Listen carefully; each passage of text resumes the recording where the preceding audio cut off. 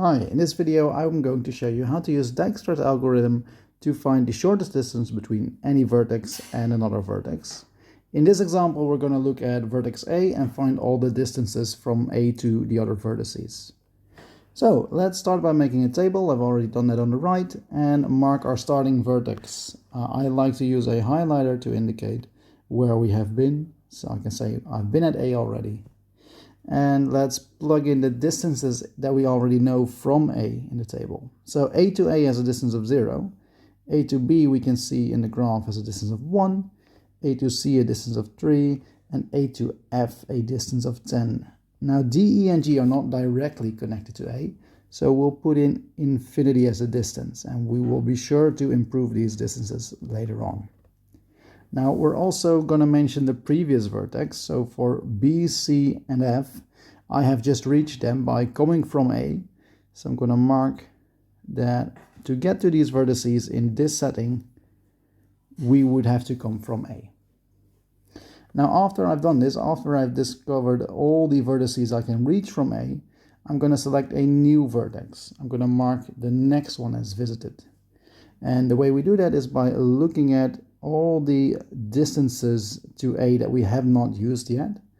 So this first row of our table is already used. We've already visited A. So B, C, D, E, F, and G are still up.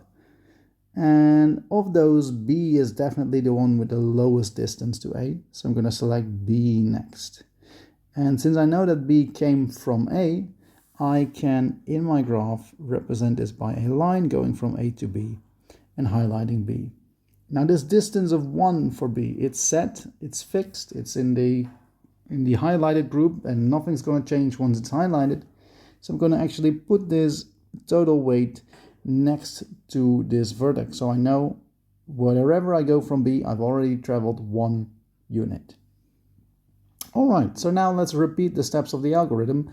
Looking from B, B has a couple of neighbors. The first neighbor that I spot is G, and G currently has infinity as a distance, and we can improve this now because vertex B has a distance of 1 attached to it, and going through B to G would add 2 more, so that's a new distance of 3, and 3 is an improvement over infinity. So let's cross that infinity out, and I recommend you do this with a different color pen so your examiner will see the process you went through. And then we're going to add in this 3 because 2 plus 1 is 3. Now also we should know where we came from, and this would be coming from vertex B. Now other vertices we can reach from B are D, E, and C, so let's see what happens there. Vertex D would add 7 to 1, and well, currently it's at infinity, so 7 plus 1, 8 would definitely be a lower value than infinity, so we're going to say the new distance is going to be 8 coming from point B. E would be 1 plus 5, also lower than infinity, so we'll cross it out once again and mention we're coming from B. And now what about F? Well, F cannot be reached from B, so no updates are happening there. And point C, now C is interesting. We already had quite a low value in 3, but if we go through point B, you'll see that 1 and 1, that makes a distance of 2, so that's also an improvement. So we're going to cross this 3 out, replace it with a 2, and say that we are now coming from B. So I'll cross that A out as well. Okay, now we've looked at all the neighbors for B. So B is done. We're going to choose the next vertex to visit. And once again, we'll select from our list the lowest value, and that will be this 2 right over here. So I'm going to lock in the things written in this table. I'm going to say, okay, let's go visit C now via B. And there we go. And let's write a little 2. Oh, that's a bit big. Let's write a little 2 beside it. There we go.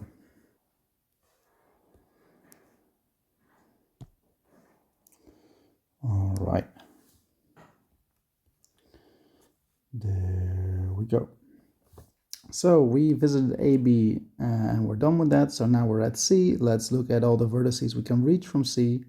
From C, we have a line going to D, and that line would add 9 onto the weight of 2 that's already at point C.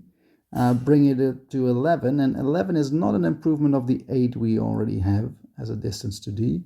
So we're going to leave that alone. And from C to E would add 3, so that would be 2 plus 3, that's 5.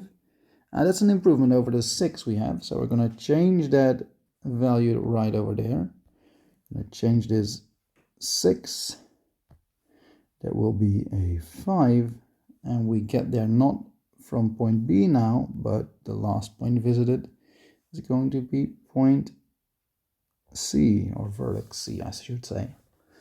All right, so we got those updated. Those were all the unvisited neighbors, all the unhighlighted neighbors for C. So we're gonna once again choose our next point.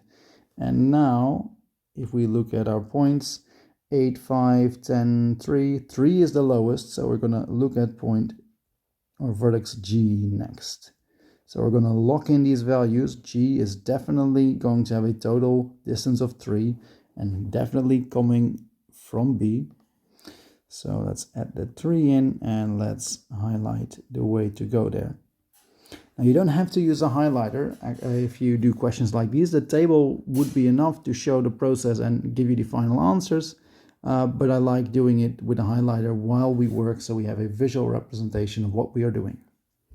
Now from point G there's only one neighbor to consider, which is D, and 3 plus 12 makes 15. D could already be reached with 8, so this is not going to improve anything.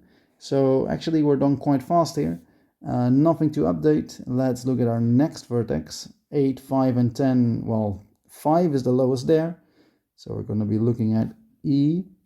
So we're going to lock in that the shortest way to get to E is with a distance of 5 via point C. So let's mark that in as well. And write that 5 next to E.